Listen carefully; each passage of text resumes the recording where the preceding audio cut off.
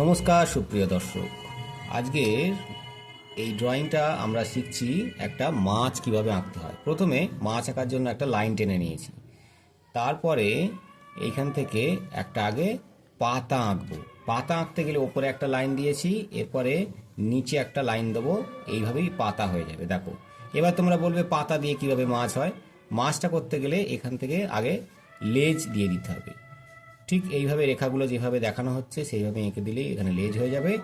এরপরে এইখান থেকে মাছের কানকোটা দিয়ে দিলাম, তারপরে ইজিলি একটা চোখ করে দিলাম, চোখের ভেতরে আর একটা গোল দিয়ে চোখটা কমপ্লিট হওয়ার পরে এবার ঠোঁটটা করে নিলাম।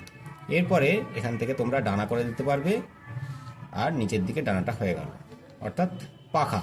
ডানা বলা ভুল, পাখা। এইভাবে তোমরা মাছের আঁশগুলো দিয়ে দেবে। দেখতে দেখতে কত একটা সুন্দর মাছ হয়ে গেল। এইভাবে তোমরা যদি ভিডিওগুলো পেতে চাও তাহলে আমাদের চ্যানেলটা সাবস্ক্রাইব করে আমাদের পাশে থাকো। Thank you, tata.